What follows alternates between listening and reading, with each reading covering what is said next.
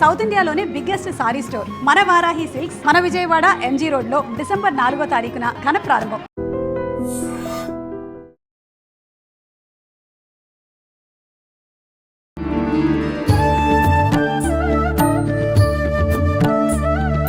నమస్కారం గురుజీ. నమస్కారం మా విజిత. గురుజీ, అఖండ మూవీ రిలీజ్ అవబోతోంది అని అంటే ప్రేక్షకులంతా కూడా సంతోషించే సమయంలో అది మళ్ళీ తాత్కాలికంగా కొన్ని రోజుల పాటు నిలిపివేయబడింది అని చెప్పి మనం న్యూస్ అయితే విన్నాము. అసలు అంటే ఎందుకని? ఇవన్నీ కూడా మైథలాజికల్ మూవీస్, ఒక రకంగా పురాణానికి సంబంధించిన స్టోరీస్. ముఖ్యంగా మనం అఖండలో చూసినట్లయితే అంత అఘోరాలకు సంబంధించి, శివతత్వానికి సంబంధించిన స్టోరీ అంతా కూడా విన్నాం.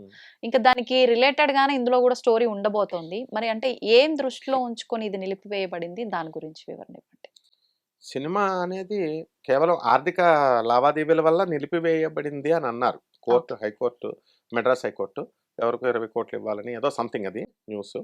But that will be solved. ఎందుకంటే ఈ సినిమాలో మైథలాజికల్ పాత్రలు, ఉగ్ర పాత్రలు అని చెప్పి దానికోసం కాదు, ఆ పాత్రలు వచ్చి నిలిపేసినాయి, శివుడు వచ్చి నిలిపేశాడు, అలాంటివి ఏముండవు.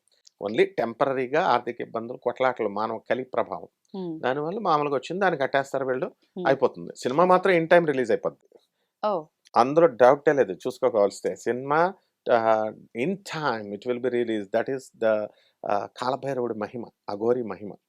ఇందులో బాలకృష్ణ గారు అఖండ 2లో ఆయన అఘోరిగా వేశారు, అఖండ 1లో కూడా వేశారు.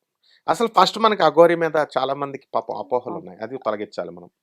ఆ ఘోరా, ఆ అంటే నెగేషన్ కాదు, ఘోరా టెర్రబుల్ అంటే భయంకరమైన, అంటే భయంకరమైనది కాని వాళ్ళనే అఘోరాలు అంటారు.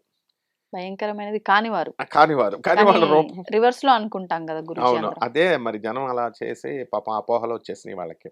వాళ్ళు ఏమనుకుంటారు జనం, బాబోయ్ వీళ్ళ ఘోరమైన రూపం, ఆ తర్వాత వీళ్ళు కపాల మాలలు వేసుకుంటారు, వీళ్ళు వచ్చి చెప్తున్నారు కదా మేము మందు తాగుతాము, శవాలను తింటాము, శవాలతో ఇంకా పుర్రెలో తింటారు. ఎస్, అందరూ కాదు, పుర్రెలు అనేటటువంటిది అదేం బ్యాడ్ కాదు. అది కపాలము అనేది, వీళ్ళు శివుణ్ణి పూజ చేస్తారు కాబట్టి కపాలములో మంచినీళ్ళు తాగుతారు, కపాలములో అన్నం తింటారు కొంతమంది. దానికి అది సాంప్రదాయంలో ఒక భాగం.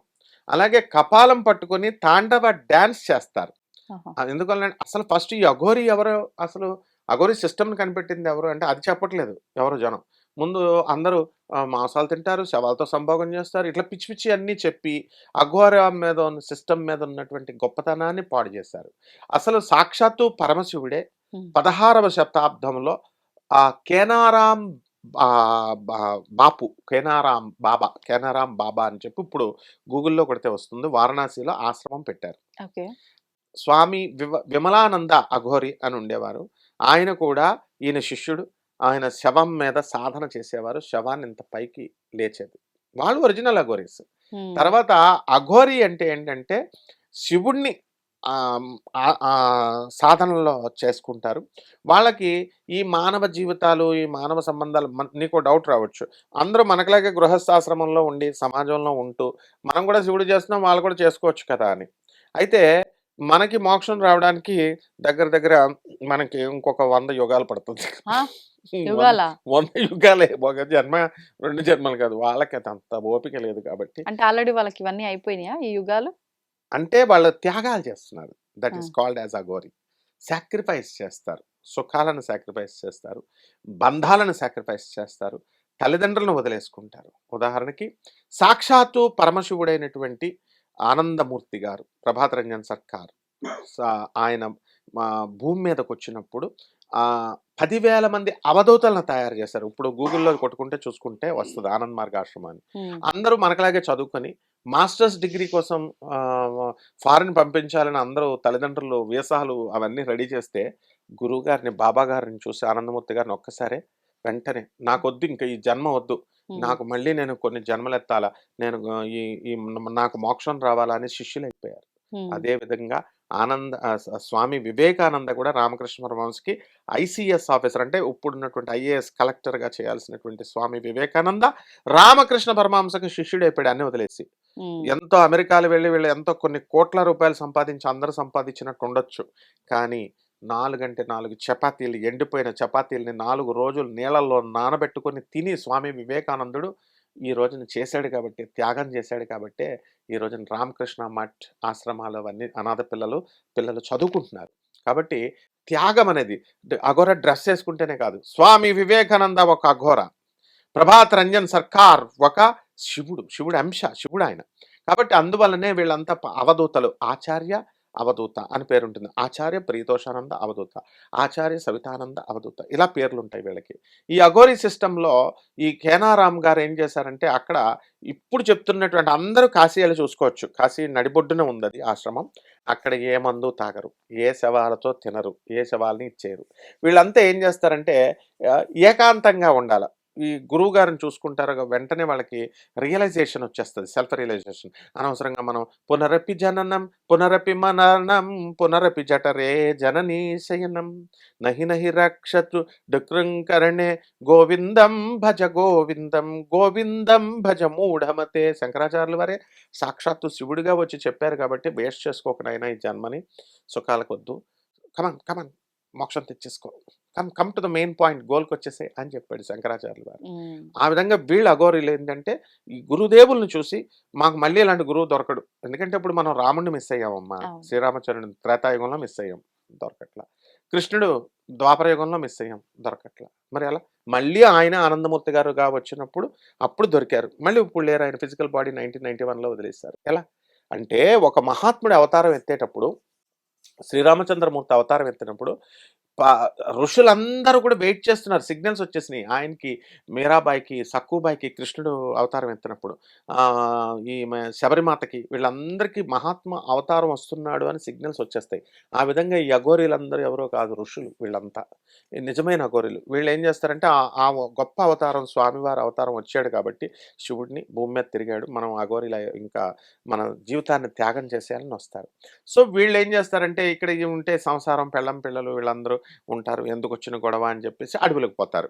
అంటే ఇక్కడ అందరికీ ఒక దురభిప్రాయం కూడా ఉంది. అందరూ హిమాలయాల పర్వతాల కన్ఫ్యూజన్, హిమాలయాలు పోతారా అని కన్ఫ్యూజన్ ఉంటుంది. ఎందుకంటే వీళ్ళంతా ఎవరు చెప్పినా హిమాలయాల్లో ఉంటారు, ఈ కుంభమేళాకు వస్తారు, మాయమైపోతారు, గాలిలో వస్తారు, మళ్ళీ బుడికి మాయమైపోతారు, డిప్ చేసుకొని స్నానం చేసి అంటారు. నో, ఇవన్నీ అబద్ధాలు.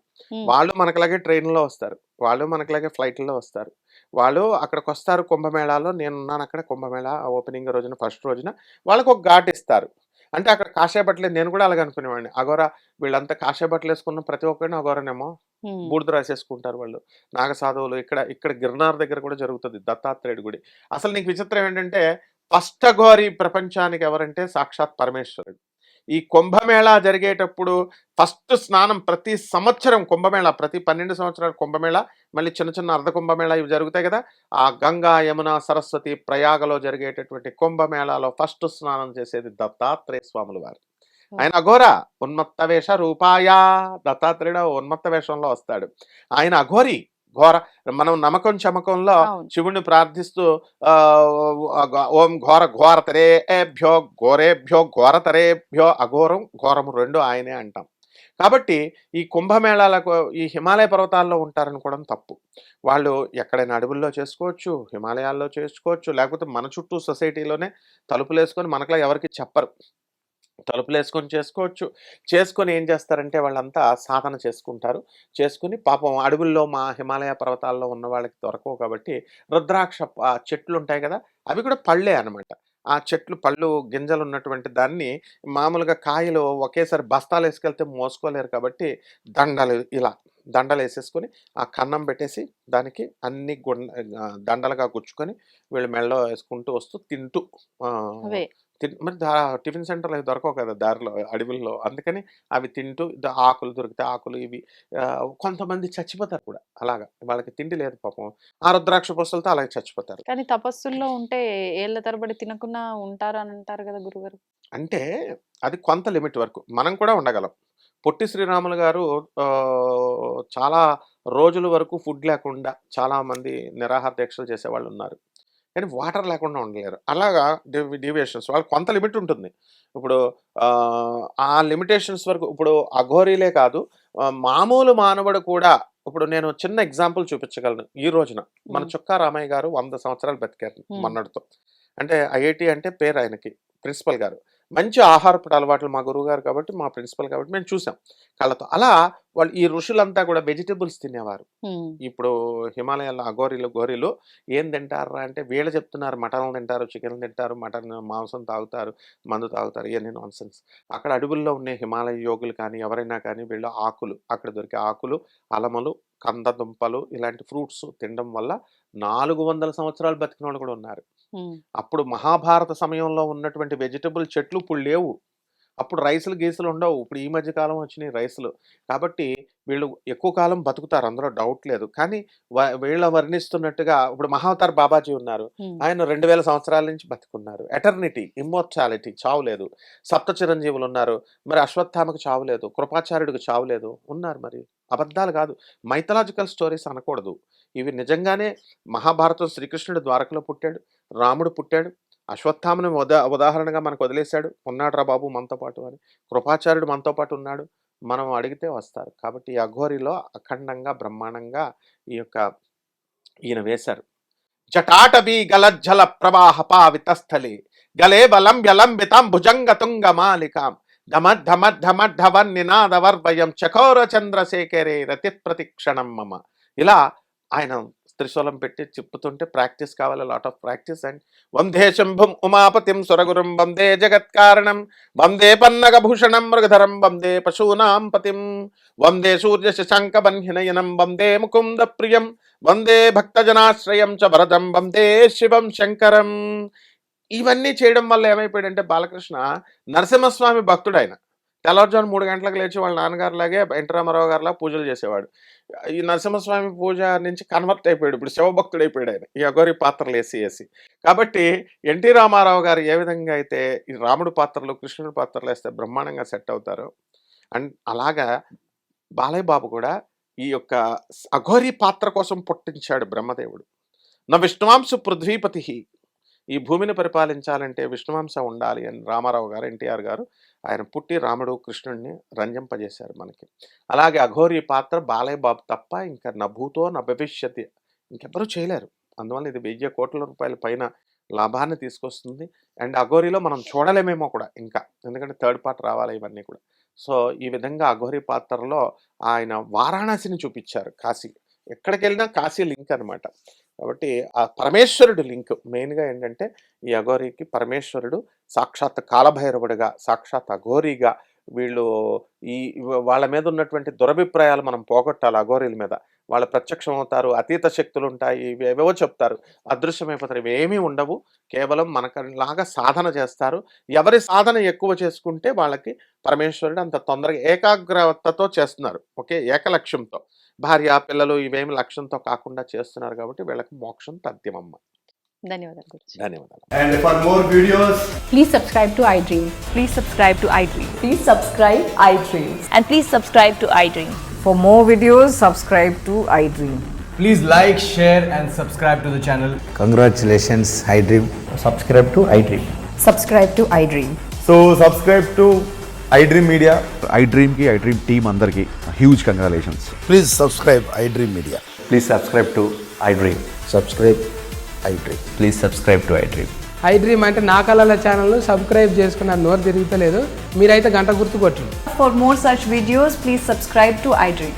Subscribe to iDream. Please subscribe to iDream. Please subscribe iDream Media. Please do subscribe to iDream. Please subscribe to iDream Media. For best entertainment and information, please subscribe iDream. And don't forget to subscribe to iDream.